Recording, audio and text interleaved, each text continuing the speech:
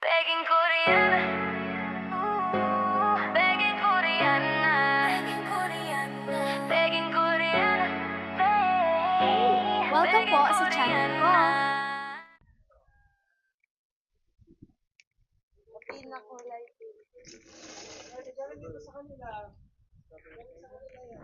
Yes.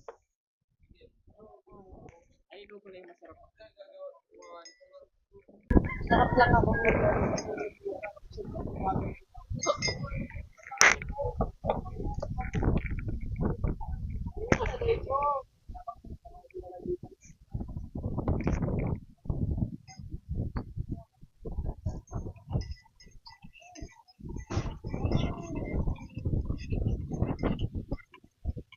Ano yan? Yung nalagay mo?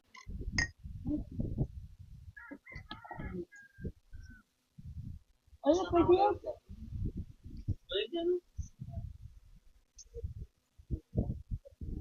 Wait lang yung isa. Order ka, sir.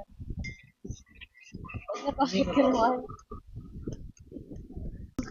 Wow!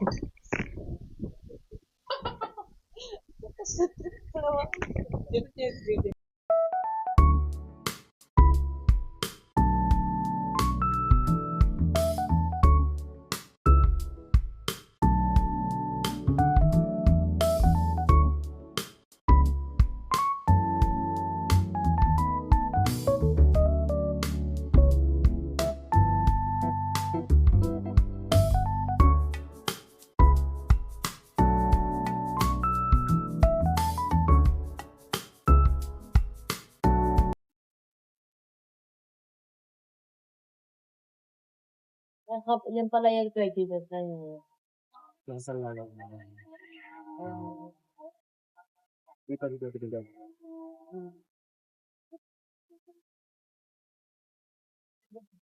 Pagkulan nila ang ganda tingin.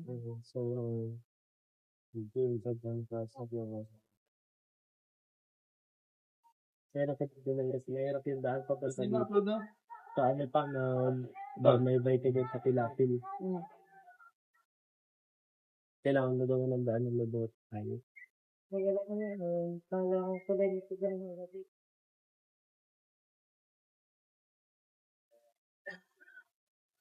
Ang puro ka ba dito? Saan yung tabayan? Nabukod tayo. Ha? Bukod tayo. Oh, sige. Sige. Kung motor kayo ng tubo. Ano yung kasarain? Hindi, yung ano lang. Ano yun? Honda. Ano yun? Yung matik lang.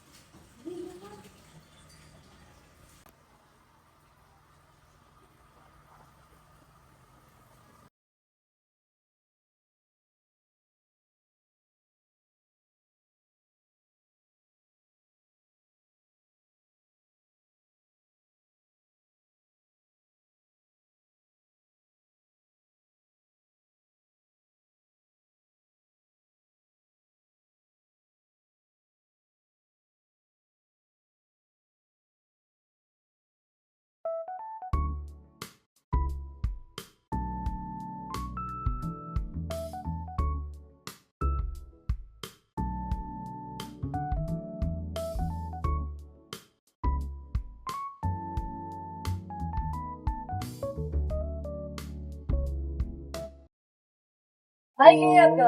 Sasa. Sabi ko, ganda ng bahay mo. Welcome sa ating farmhouse. Hindi mo ba mag-i-work sa mga Oh, of course. Yan, syempre. Ayan, siguro start natin dito sa Red Sand. Ayan. Yan. So, nakikita mo para siyang a mix of bar and kitchen. Kasi, pangarap ko talaga yung ikaw ng bahay na merong bar.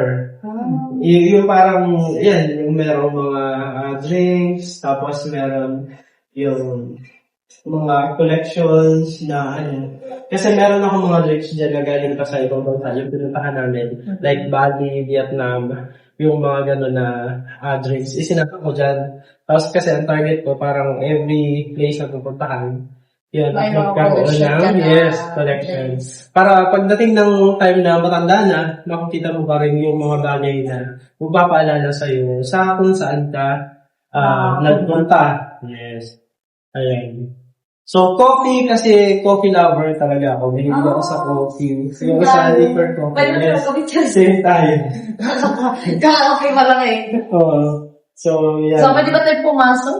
Yes, pwede naman. Though hindi pa siya ganun ka, yung ilalim. Kasi nga, medyo hindi na tinatagas. Ayan, dito. Pwede ako maging model dito. Yes. Gawin natin yun. Mag-pictorial ka dito.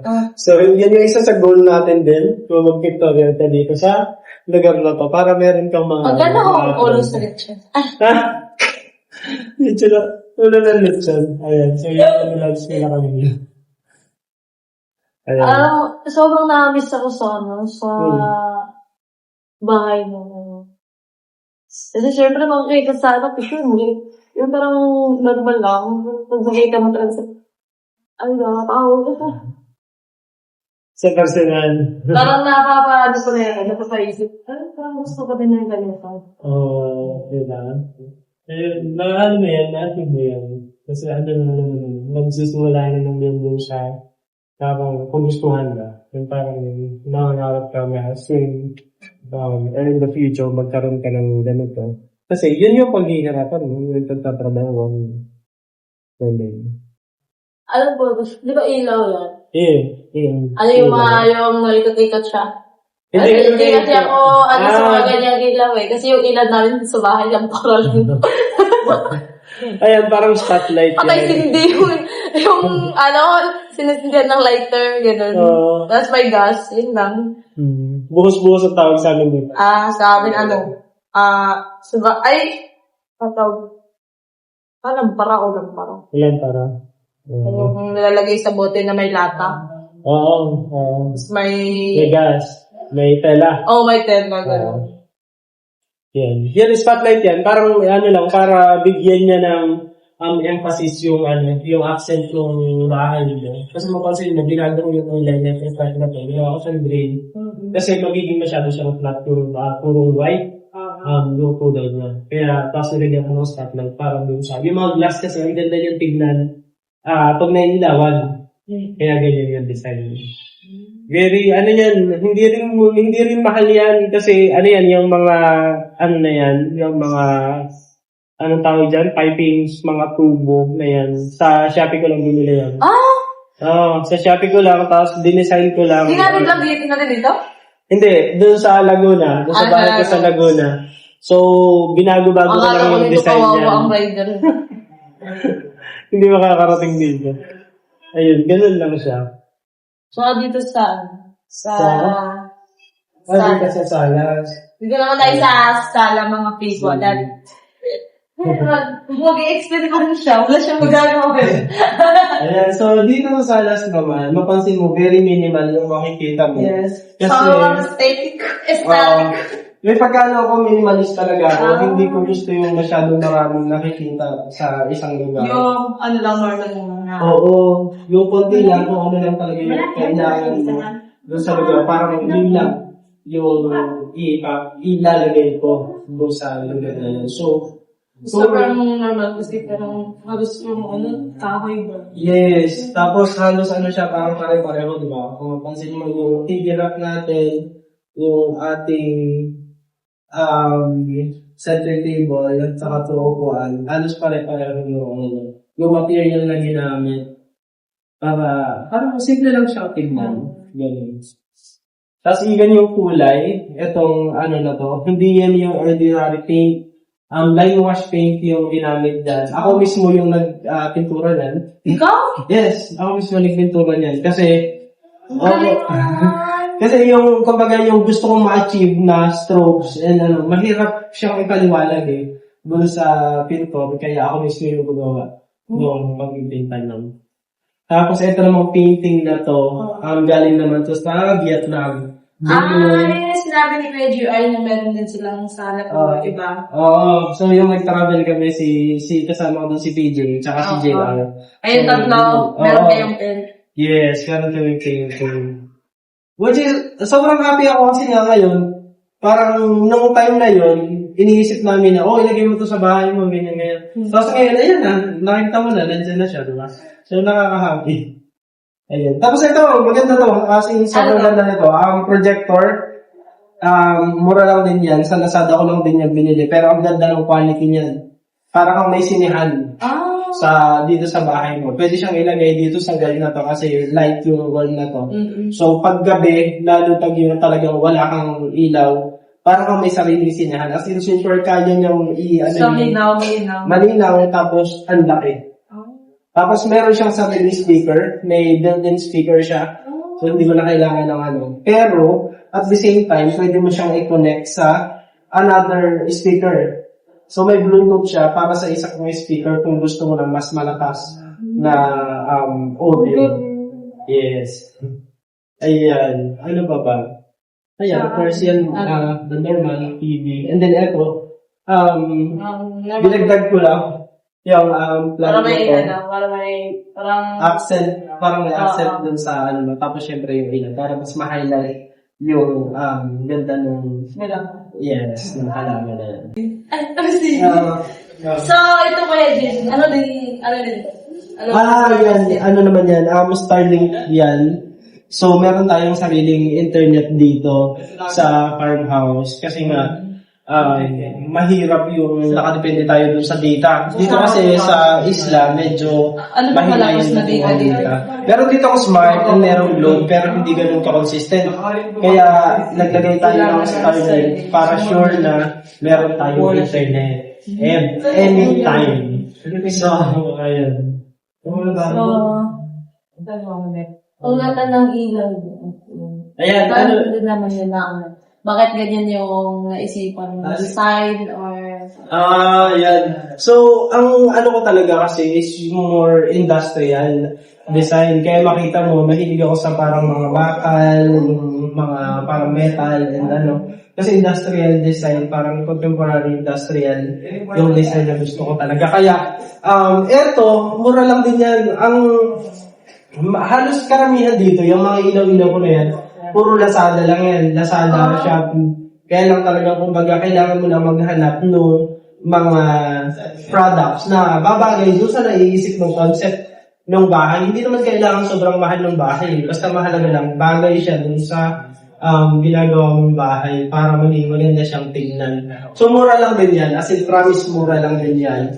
Kasi yung mga other ilaw na yan, mga Lazada. Doon din sa yung ganun. Yes, lahat yan, Lazada yung ilaw. Except, dito sa mga pin light natin, itong pin light kasi sa Ace Hardware ko naman yan binili. Pero parang 200 pesos yung binili yung isa niya. So, mura lang din. Hindi siya ganun kamahal. So, dito sa, itatanong ko yung halaman ng pangalan. Anong pangalan mo? Bakit ako tibay ng dahon? Ayan yung halaman na yan. Actually, hanggang ngayon, hindi ko pa rin alam kung ano yung pangalan. Sa mga viewers, baka gusto niyo po i-comment kung ano yung pangalan ng halaman na yan. Pero saan mo yan nabibili?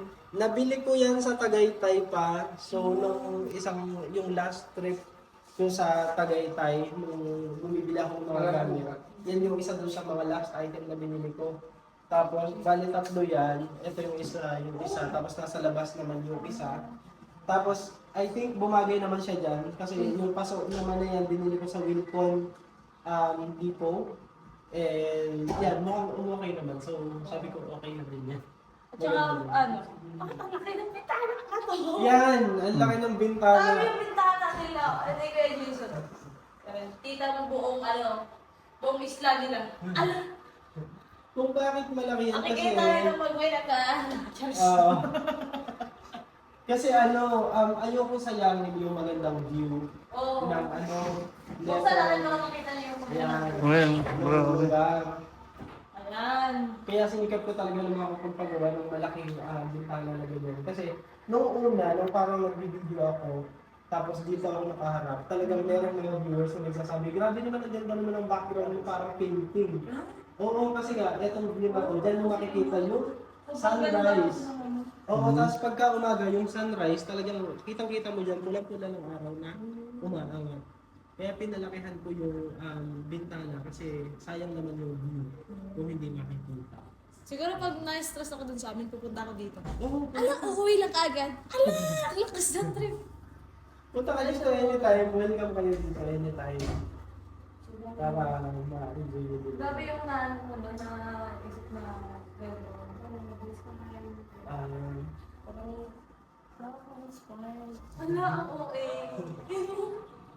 Ano mo ang inspiration mo ba? Dahil kayo nagawa mo or para lang ba to sa'yo or sa pamilya mo na lang? Actually, yung sa family kasi bago ko ipinagawa yung bahay ko na ito, pinagawa ko muna yung bahay ng parents ko. Wow! So, after noon na may pagawa ko yung bahay ng parents ko, saka ko pina-start ito. Kasi nga, gusto ko na, dream ko talaga kasi yung magkaroon ng retirement home na nasa sa farm. So, syempre hindi naman ako bata na. Papunta na ako dun sa age na mag-retire na ako. Kaya, sabi ko, siguro time na din para pagpatuloy ko yung pagpapagawa ng house. So, yun. Ito yung gusto ko talaga yung maging retirement home. Pagdating ng panahon. Saka nag-start na ipagawa ko itong bahay noong work from home kami sa work. So, dito ako nag-work dahil hindi namin kailangan pumasok sa office. Tapos, for some time, medyo natigil siya dahil pinababalik na kami ng office. Tapos, nagkaroon ako ng reason para ituloy yung pagpapagawa ng farmhouse. Nung napag-usapan na pupunta kayo dito, ang buong team. So, sabi ko, okay, so kailangan ko na i-push yung pagpapagawa ng bahay. Kaya, mapansin nyo medyo very short period yung nangyari na pagpapagawa ng bahay. Talagang tinry ko na matapos siya bago kayo dumating dito. Sorry pala lang kayo. Yeah. Kayo yung unang talaga dito. Bisita. And I'm so happy to welcome you guys. So,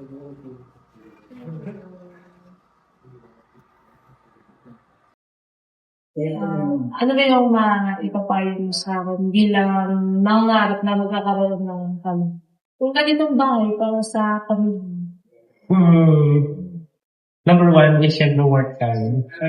Kasi kailangan talaga lahat ng trabaho ay hindi nakukuha sa mabilisan ng lahat.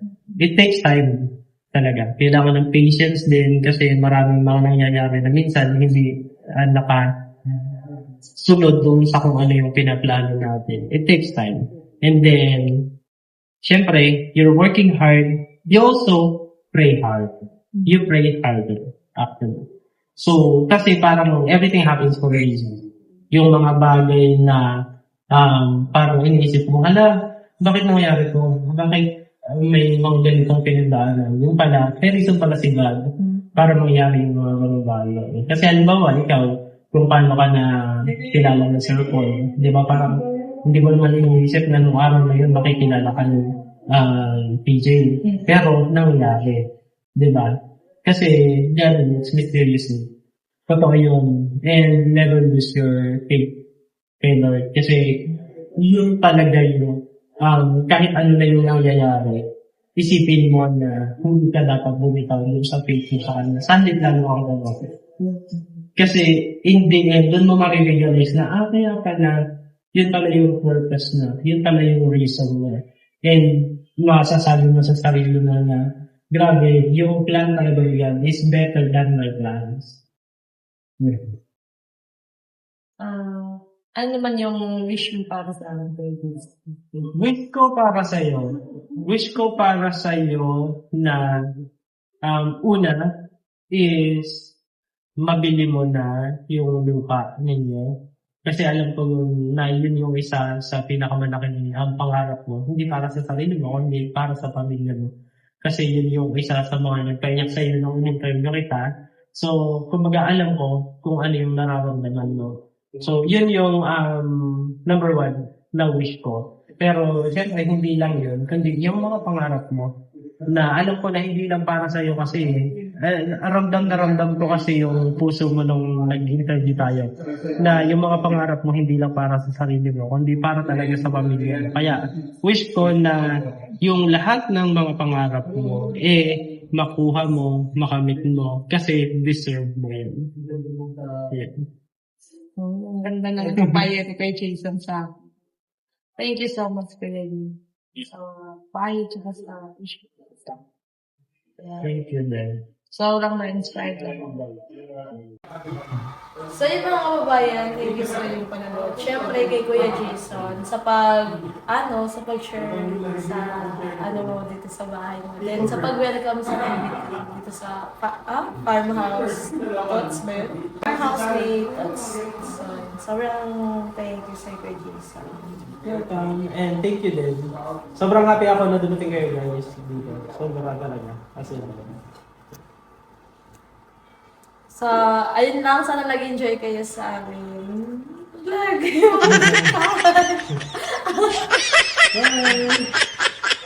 Thank you.